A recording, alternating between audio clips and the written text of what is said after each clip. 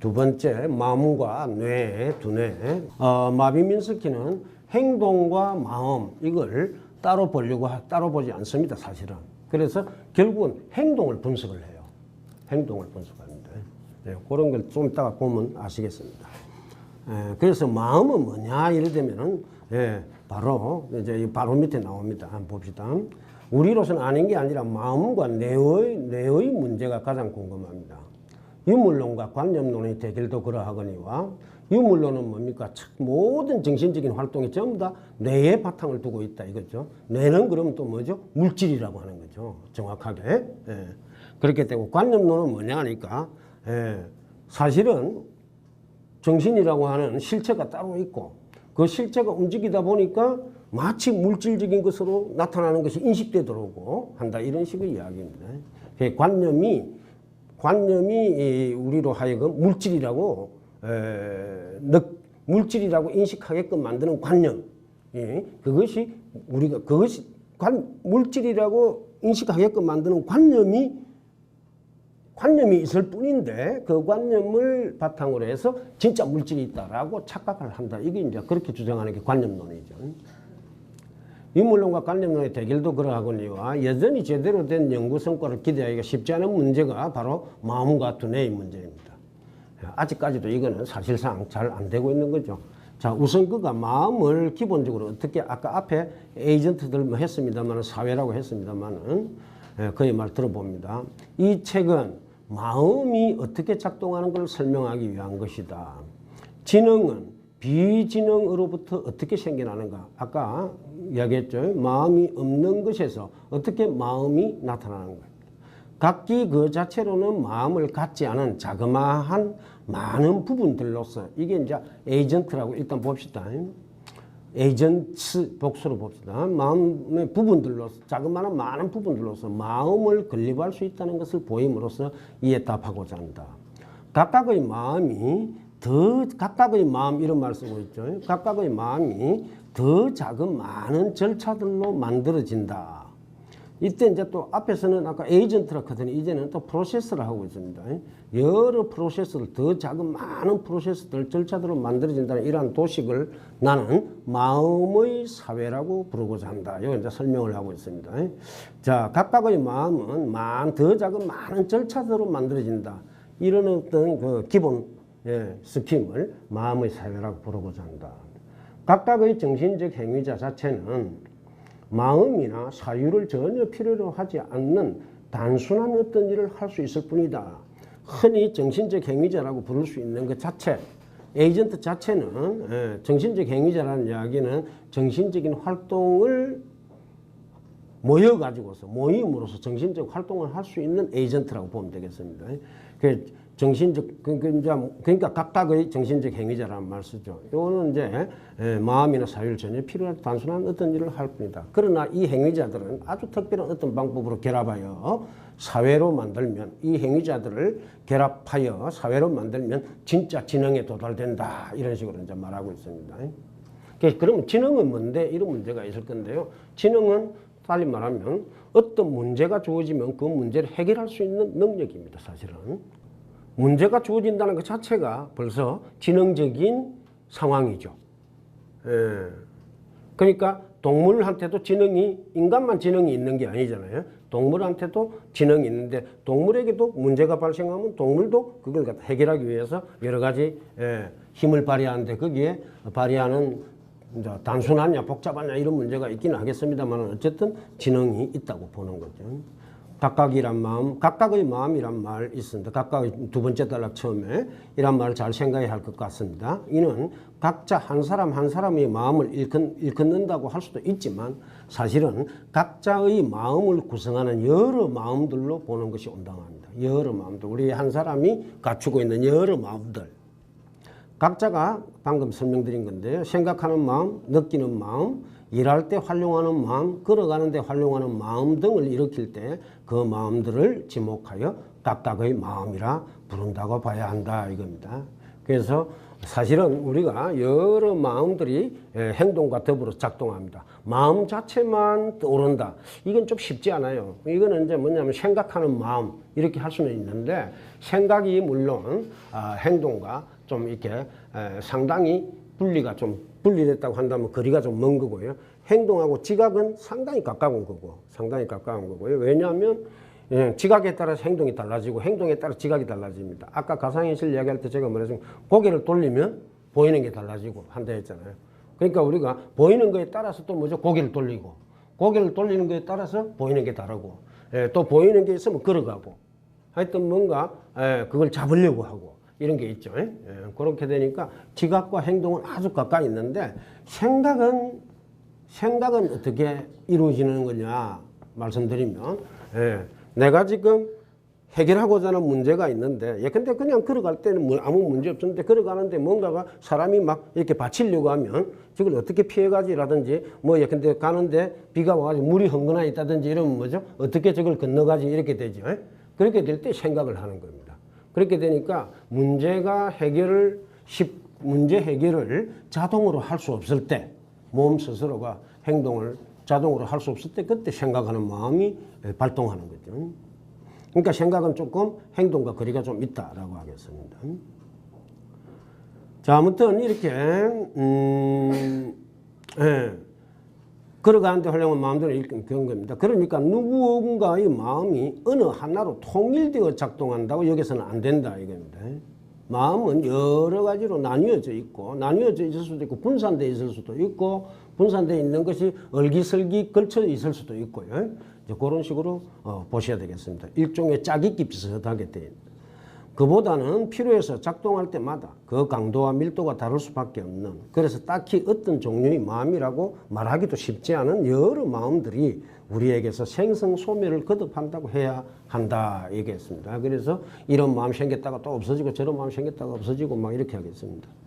이는 그가 다음과 같이 말하는 데서도 파악됩니다. 한 아이가 블록들을 갖고 놀이하는 것을 생각해 보자. 그리고 이 아이의 마음에 더 작은 마음들이 떼지어 포함되어 있다고 생각해 보자. 이렇게입니다. 더 작은 마음들이 떼지어 있다. 더 작은 그 마음들을 정신적 행위자들이라 부르자. 이런 식으로 하는데요. 이렇게 되니까 이거 좀 말이 조금 이상하긴 해요. 더 작은 마음들이 떼지어 있는데 더 작은 마음들은 그러면은 마음이라고 부르는 한에 있어서 행위자하고 연결될 수 없는 것 아니냐. 원래 행위자는 뭐죠? 마음을 갖고 있지 않는 것이었죠. 그러니까 마음을 설명할 때 마음을 갖지 않은 행위자들로부터 설명하겠다 이런 거였지 않습니까? 근데 지금 그 앞에다가 멘탈이라는 말을 붙여갖고 애매하게 마치 행위자인 것이면서도 마음을 갖고 있는 것인 양 이야기를 하고 있는데요. 사실은 그렇게 이렇게 한번 해보자는 건데 사실은 이게 조금 뭐랄까 마음이라는 게 그래갖고 자꾸만 더 작은 마음으로 내려가면은 그것이 결국 마음이라 부를 수 없는 게 되는 겁니다. 이제 그렇게 봐야 될 겁니다. 근데 이 각각의 마음들이 더 작은 많은 절차들로 그래서 결국은 아까 마음은 뭐라 했습니까? 아까 두 번에 각각의 마음이 더 작은 많은 절차들로 만들어진다 했죠. 더 작은 많은 절차들로 만들어진다는 거죠. 그 절차들을 거치는 것이 행위자들이라는 거예요. 그 절차를 통해 가지고 작동하는 것. 어떤 작동할 때 절차를 거치지 프로세스가 있을 거 아닙니까? 이것하고 저것하고 막 이렇게 될 건데 그렇게 움직이는 것이 에이전트, 행위자들이라는 것이고 이 행위자들은 그 절차들을 통해 마음이나 사유를 전혀 필요로 하지 않는 단순한 일을 한다는 겁니다. 그러니까 행위자들은 그냥 주어진 절차에 따라서 움직이는데 그 절차를 규정해 주는 것이 한편으로 보면 우리가 프로그램이라 그러기도 하고 프로그램을 형성하고 있는 알고리즘이라 그러기도 하고요. 그 알고리즘을 형성하고 있는 명령 지시문 같은 게 있는데 그걸 스크립트라 그러기도 하는데 그런 것들로 해가지고 막 연결되어 있는 것들이라고 했습니다. 그래서 절차라고 하는 말도 조금 어찌 보면 좀 펑퍼짐한 말이라고도 할 수 있는데요. 프로세스, 흔히 프로세스 그러잖아요.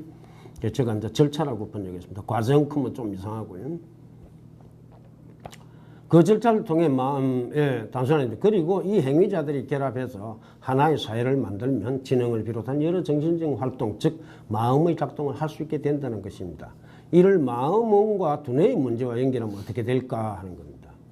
행위자들은 두뇌 쪽에 할당되어야 할 것 같습니다. 행위자들은 두뇌 쪽에. 왜냐하면 두뇌는 마음을 갖고 있는 게 아닙니다. 마음적인 게 아니다 이겁니다. 정신적인 게 아니다 그 말이죠. 물질적인 것이지 물질이지 정신이 아니다 이거죠. 맞으면 그러니까 행위자들은 마음을 갖고 있지 않기 때문에 두뇌 쪽에 할당하는 것이 맞을 것 같습니다. 왜냐하면 마음이 없는 소재들에 해당하는데 이 행위자들이 굳이 마음과 두뇌를 둘로 나눈다면 두뇌를 구성하는 예컨대 뉴런들은 그 자체 마음을 갖지 않는 것이기 때문이다 하겠습니다. 그런데 민스키는 행위자들이 곧 뉴런이라거나 신경세포라거나 뉴런들의 연결 회로라거나 하는 말을 하지 않습니다. 그래서 번역자인 저로서는 민스키의 이 행위자 이론이 두뇌에서 마음이 생겨나는 것을 설명하기 위한 하나의 설명 모델이라고 여깁니다. 저는 뭐냐니까 그러니까 행위자가 곧 뉴런이라든지 뉴런들의 연결 회로라든지 신경 회로라든지 이런 걸 이야기하는 게 아니라는 겁니다. 그걸 설명하기 위한 하나의 모형, 모델이 다르게 설명될 수도 있다고 보는 거죠. 말하자면 그렇게 설명 모델입니다. 중요한 것은 그것은 그가 이러한 설명 모델을 바탕으로 실제로 생각한다고 여길 수밖에 없는 기계를 성공적으로 만들었다는 겁니다. 물론 그 생각이 뭐 이렇게 우리 인간처럼 복잡한 생각을 잘한다 이런 뜻은 아니고요. 아니고 그렇지만 인간이 어렵다고 생각하는 것을 잘 풀어낼 수 있는 근데 미적분 이런 거는 쉽게 풀어낼 수 있는 그거는 미적분 풀어내는 이런 건 쉽다는 겁니다. 그런 기계를 만드는 것은. 왜냐하면 사실 미적분은 기계적인 것이라고 볼 수 있습니다. 그런 것보다 훨씬 어려운 게 뭐냐면은 여기에 있는 것을 이렇게 들어가지고 이렇게 옮기는 행동하는 기계 있잖아요. 그러니까 우리가 보면 여러분들 보시기 제가 보면 이걸 옮기니까 뭐죠? 이 옮기는 제 손이라든지 이게 마음과 연결되어 있는 것 같은 느낌이 들죠. 무슨 의도가 있는 것 같고 의지가 있는 것 같고 그죠? 그럼 만약에 어떤 로봇이 있어가지고 요 놈을 탁 들어가지고 요 탁 놔더니 그 다음에 요 놈을 갖다 여기에 탁 갖다 놓고 그러면 우리는 뭐죠? 이 책을 여기에 갖다 놓으려고 로봇 저놈이 요 있던 거를 갖다가 이쪽으로 옮겼구나 이렇게 하면 로봇이 의도가 있는 것처럼 딱 되잖아요. 그러니까 관찰자가 볼 적에 그 행동을 갖다가 해석하는 거죠. 우리 서로는 서로 뭐죠? 인간끼리 해석을 하잖아요. 해석해서 마음이 있다, 의지를 발동한다 라고 생각하잖아요. 그러니까 마찬가지로 지능을 갖고서 근데 생각하는 기계, 생각하는 같다 이렇게 할 때는 바깥에서 보면 당연히 생각하는 걸로 이야기될 수밖에 없는 현상을 보인다는 겁니다. 그래서 이제 일찍이 여러분들 그 메이시 회의라고 하는 게 있었는데요. 메이시 컨퍼런스라고 하는 게 저번에 이야기했나요? 1943년부터 1954년 사이에 말하자면 11년간 정도에 걸쳐가지고 엄청나게 말하자면 지원금이 막 들어가지고 전 세계에 막강한 철학자, 학자들이 모여가지고 각 분야의 학자들이 다 모여가지고 수학자, 뭐 컴퓨터 만드는 사람, 물리학자 뭐 이런 세계 최고의 천재들만 모여가지고 회의를 계속했는데 그때 중요한 주제 중에 하나가 기계는 생각할 수 있는가 이겁니다. 기계가 생각할 수 있는가. 그런데 마빈 민스키는 그거에 대해서 단 한 번도 의심한 적이 없습니다. 당연히 생각할 수 있다라고 본 겁니다. 왜냐? 그때 생각한다는 개념 자체가 이 행동에 관련된 방식으로 생각을 한다고 봤기 때문에 그렇습니다. 이제 그런 어떤 그걸 갖다 실제로 만들었습니다. 그러니까 요 모델이 설명 모델이 만만치 않다는 겁니다. 왜냐하면 실증된 뭐가 있으니까요. 그러니까 그의 이 설명 모델이 갖는 학문적인 성과가 과학기술적으로 일정하게 실현되었기 때문에 그저 모델이라고만 말하기도 또 쉽지 않은 셈입니다. 그런데 그는 이렇게 말합니다. 대부분의 사람들은 여전히 의식한다거나 야심이나 질투, 유머를 느낀다거나 그 밖의 다른 정신적인 생활 체험을 하는 그 어떤 기계도 없다고 믿는다. 그렇다.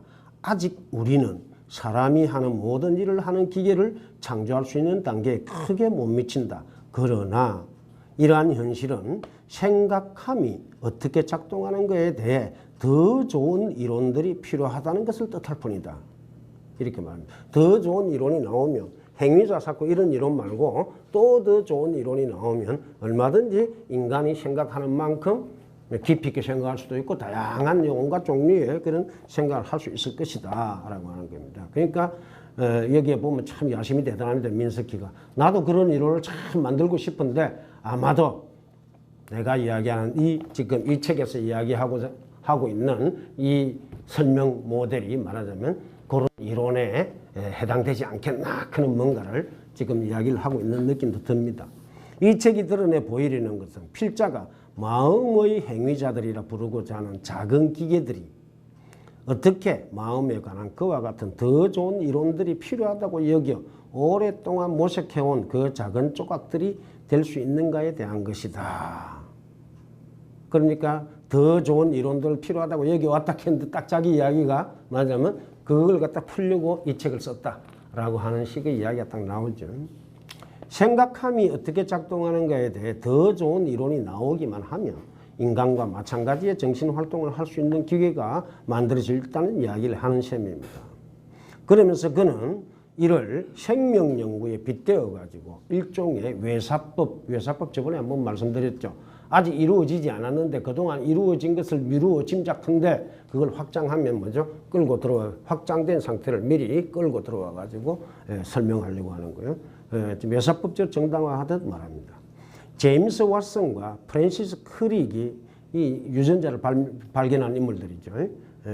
제임스 왓슨과 프랜시스 크릭이 모든 세포가 각기 자신의 유전자 코드의 복제를 실제로 만들어낸다는 것을 발견했다. 이제 제대로 교육받은 사람이라면 모든 생물체를 활성화하는 그 어떤 특수한 생기의 힘을 별도로 찾지 않는 것이 상식이다. 자, 이 말은 뭐냐면 생기론자들 바이탈리스트 그런 거 있죠.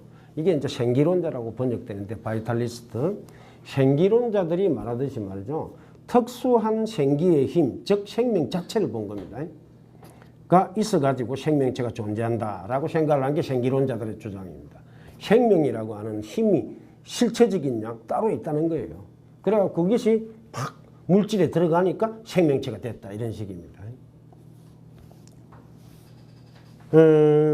생명이라 할 수 없는 유전자들의 코드적인 복제. 유전자는 생명체가 아니거든요. 순수 염기라 그래가지고 AGCT, 염기, 네 가지 염기잖아요. 이거는 생명체가 아닙니다.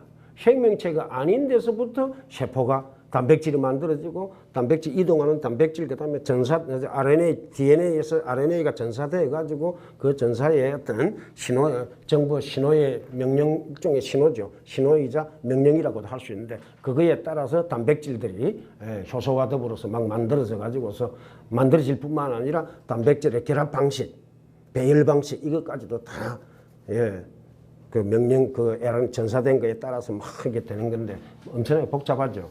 그런 어떤 거에 따라서 하다 보니까 생명이 만들어진 거예요. 생명 현상이 나타나는 겁니다. 유전자 구조가 어떻게 되어 있느냐에 따라서 뭐죠? 제 눈이 이렇게 생겨 먹은 거잖아요. 코도 이렇게 생겨 먹었고 우리 각자가 전부 다 생겨 먹으면 이걸 갖다 표현형 그러잖아요. 유전형이 있고 유전형이 어떠냐에 따라서 표현형이 이렇게 결정돼 나오는 거예요. 그런데 정말 신기한 것은 제일 처음에 수정란이었잖아요. 세포 하나였잖아요. 세포 하나 속에 염색체 속에 세포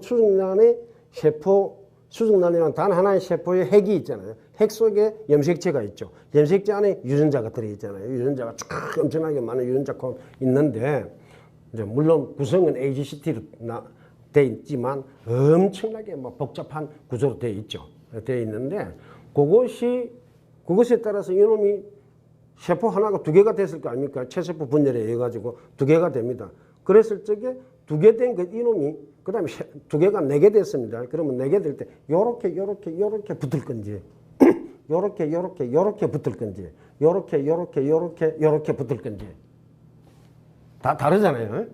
그거 명령을 다 유전자가 한다 이겁니다. 요렇게 붙을 수도 있는 거고요. 그죠? 이렇게 붙을 수도 있는 거잖아요. 또는 이렇게 붙을 수도 있고요. 똑같이 4개는. 그 다음에 또 4개가 8개 됐을 때 어떻게 붙을 것이고 8개가 16개 됐을 때 어떻게 될까? 예, 32개 될 때, 64개 될 때, 128개 될 때, 막 이렇게 될 때 뭡니까? 이게 도대체 어떻게 막 입체적으로 3차원적으로 형성될지 이런 걸 갖다가 그게 그래갖고 30조 개 정도의 세포가 됐거든요. 우리 인간이. 지금 보통 한 사람이 30조 개의 세포를 갖고 있어요. 그럼 그 30조 개가 도대체 어떤 그거로 될 거냐 하니까 그게 이렇게 되니까 손가락이 저는 좀 짧은 편이에요. 제 유전자 코드가 손가락을 갖다 길게 못 만드는 거죠. 길게 만들면 안 되도록 딱 명령을 내리다 보니까 이렇게 된 거라고. 이게 무지무지 신기한 일이죠. 그러다 보니까 비물질적인 것의 힘에 의해 가지고 뭡니까? 비생명적인 힘에 의해 가지고 생명적인 활동이 여기에서 일어나는 거죠. 그러니까 이제 제일 중요한 거는 이제 여기에서 시신경이란다. 신경세포. 이것도 세포잖아요.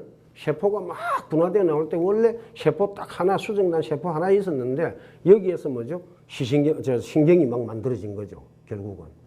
신경세포는 신경계 세포대로 만들어지고 허파세포는 허파세포대로 만들어지고 심장은 심장대로 만들어지고 막 이렇게 나온 거잖아요. 무지무지 신비한 일이죠. 그래서 말하자면 비생명적인, 즉 순수 물질적인 데서부터 생명적인 게 나왔다 하는 거는 이제 그냥 상식이 돼버렸다는 겁니다. 원래 뭐 형이상학적인 생명이라는 것 자체가 있어가지고 그런 게 아니라는 겁니다. 그렇게 된 것 받아들이듯이 곧 인간의 정신적인 마음 역시 정신이라고 할 수 없는 물질로부터 생겨난 것임을 받아들이게 될 것이라는 이야기입니다. 그러니까 뭐냐니까 이제 정신의 모든 어떤 메커니즘, 정신활동의 메커니즘이 다 밝혀지고 나면은 당연히 정신은 따로 없고 물질의 결합관계에 따라서 정신활동이 생겨난다. 이렇게 하는 걸 이제 상식적으로 누구나 받아들이게 될 것이다. 라고 하는 겁니다. 그래서 이제 신뢰를 통해서 행위자에 대해서 이해를 좀 해보려고 하는 겁니다. 요게 이제 아주 처음에 책을 읽으면 아주 쉽게 돼 있어요. 쉽게 돼 있는데 점점 그 뒤로 가면 또 좀 어려운 것 같기도 하고 쉬운 것 같기도 하고 막 이렇게 돼 있어요. 그렇다면 민스키가 말하는 행위자는 어떻게 구체적으로 포착되는 걸까입니다. 이에 관해서 비록 길지만 그의 말 그대로 인용해 읽어보면 좋을 것 같습니다. 자, 밑에 쭉 이런 게 민스키 이야기를 읽어봅니다. 당신은 당신이 생각해서 하는 모든 일들이 당신이 생각하고 한 것임을 안다. 내가 지금 말하는 생각한 거를 생각해서 한 것임을 알죠. 그런데 당신이라는 게 뭘까? 이렇게 물어봅니다. 당신이 일을 하는데 어떤 종류의 더 작은 실제들이 당신의 마음 안에서 협조할까?